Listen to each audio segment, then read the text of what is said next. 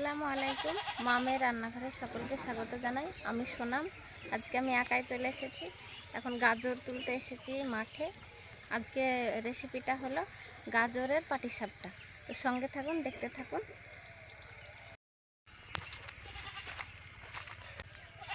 গাজর সব ফেটে গেছে, তো দেখি এখান থেকে এইটা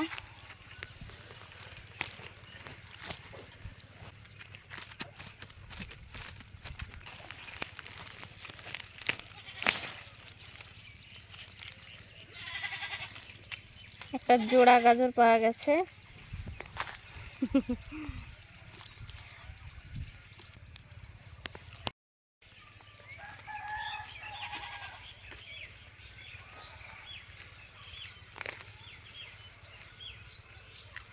এইটা বেশ সুন্দর পাওয়া গেছে।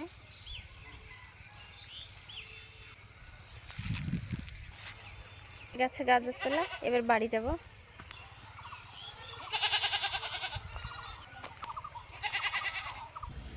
তো রান্নাঘরে আমরা চলে এসেছি রান্নার জন্য একেবারে রেডি হয়ে। তো যেসব উপকরণ লাগবে সেগুলো আপনাদের এক নজরে দেখাই। এখানে গাজর নিয়েছি, তো দেখালাম। এখানে আছে আটা, চিনি, এলাচ, ঘি, লাগবে সুজি, দুধ, আর নিয়েছি বাদাম। বাদামটা ভিজিয়ে রেখেছি, এটা পরে বেটে নিতে হবে। সব প্রথমে গাজরটা গ্রেড করে নেব।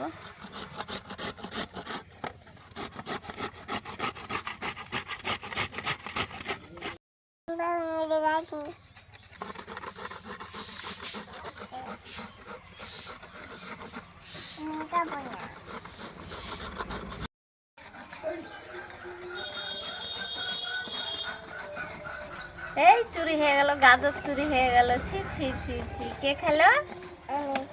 তুমি কে? তুমি কে?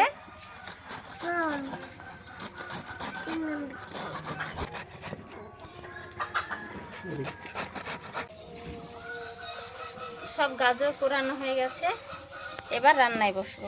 কড়াইটা গরম করতে দিয়েছি, এবার এখানে জল দিয়ে দেবো একটু।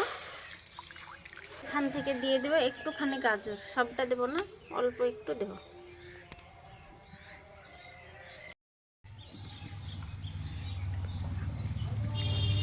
এটা ফুটিয়ে এখান থেকে রংটা বের করে নেব ছেঁকে।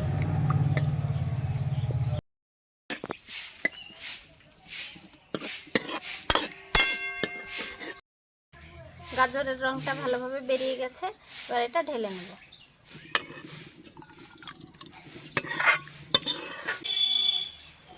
এবার এই গাজর থেকে রসটা বের করে নেব।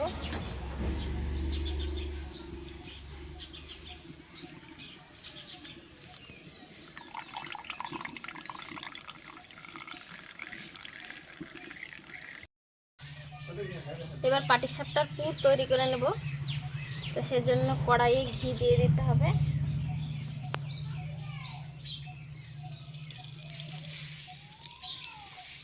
দিয়ে দেবো গাজর, পুরানো গাজরটা এখানে দিয়ে দেবো।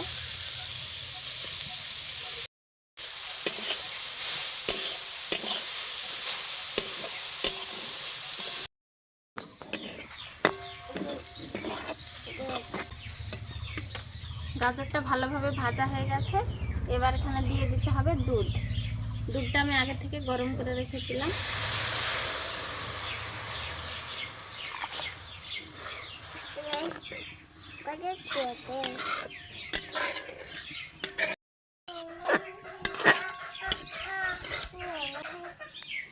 দুধ আর গাজর একসঙ্গে ফুটতে থাকুক, ততক্ষণে আমরা পাটিসাপটার ব্যাটারটা এবার বানিয়ে নেব।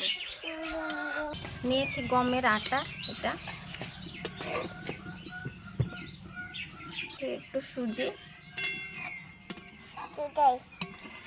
ভালোভাবে মিশিয়ে নেব। এবার অল্প অল্প জল দিয়ে মেখে নিতে হবে, যেন গুটি না পড়ে যায়।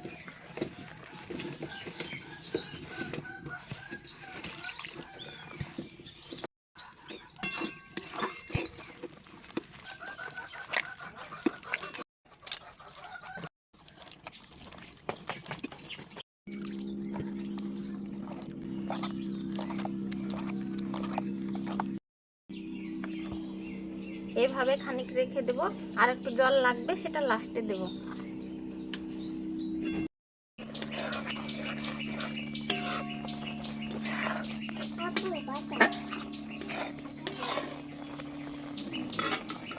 এইবার দিয়ে দেবো চিনি।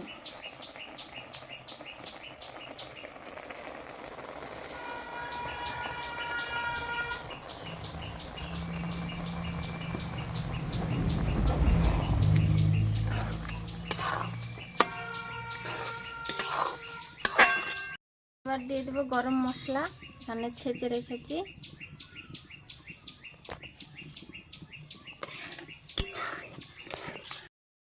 এইভাবে ফুটে গেলে এবার দিয়ে দিতে হবে বেটে রাখা বাদাম। বাদামটা ভিজিয়ে রাখতে হবে কিছুক্ষণ, তারপরে বেটে নিতে হবে।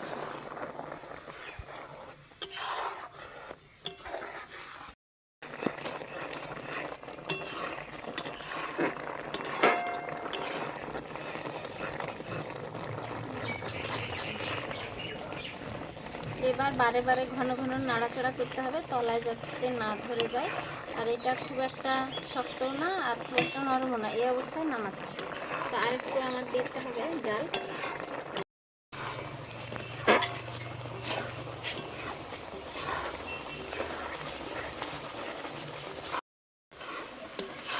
হয়ে গেছে, এবার এটা নামিয়ে নিতে হবে।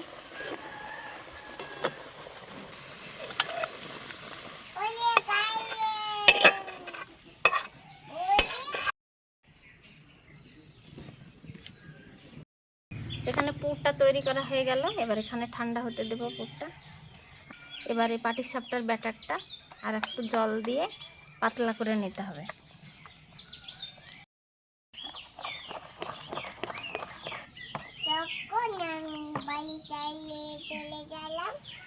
আর একটু জল মেশাতে হবে, কিন্তু এখন আমি 2 হাতা মতো আলাদা করে নিচ্ছি।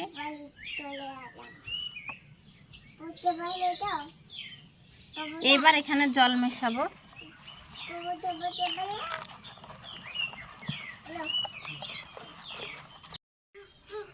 এখানে এই ব্যাটারটা তুলে রাখার কারণ হলো ওখানে জল মেশাবো আর এখানে মেশাবো এই রঙের জলটা।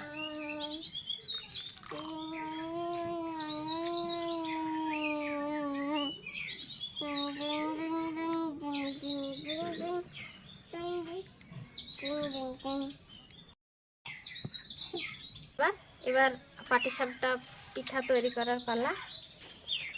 এবার এই রঙের ব্যাটারটা এই শিশির মধ্যে ভরে নিতে হবে।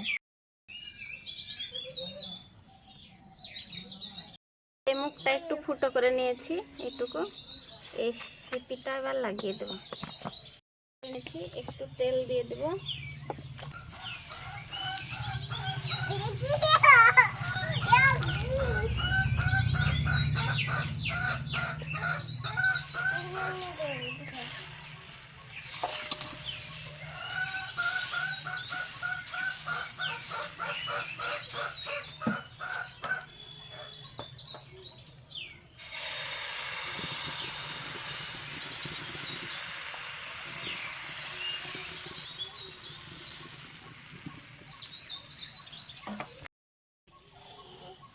এরকম ভাবে হয়ে গেলে আবার পাশ দিয়ে একটু পুর দিয়ে দিতে হবে।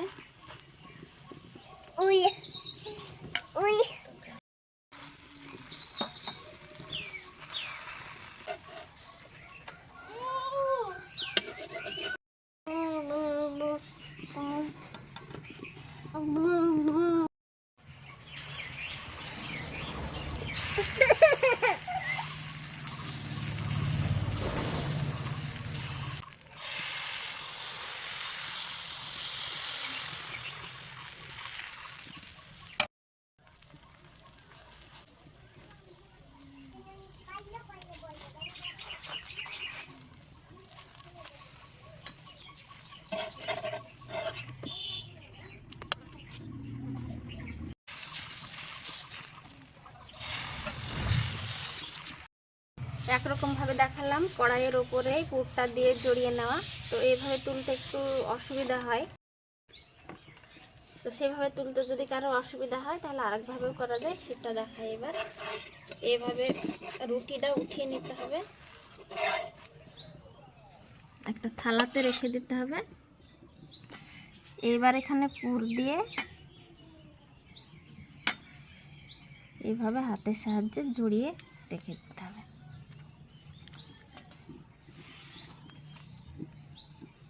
সব পাটিসাপটাগুলো এইভাবে বানিয়ে নিতে হবে।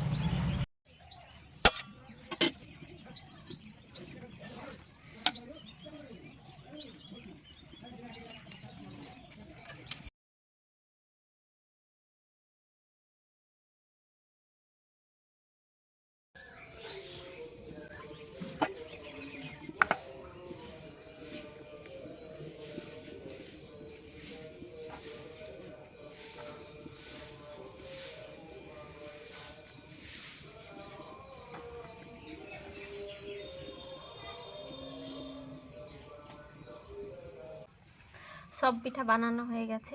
পিঠা বানানো হওয়ার সঙ্গে সঙ্গে আমাদের ইফতারের টাইম হয়ে গিয়েছিল। তো ইফতার করে এইমাত্র এলাম। তো আপনাদের পিঠাটা এবার খেয়ে দেখাই। দেখতেও খুব সুন্দর, একটু ভেঙে দেখাই কেমন হয়েছে।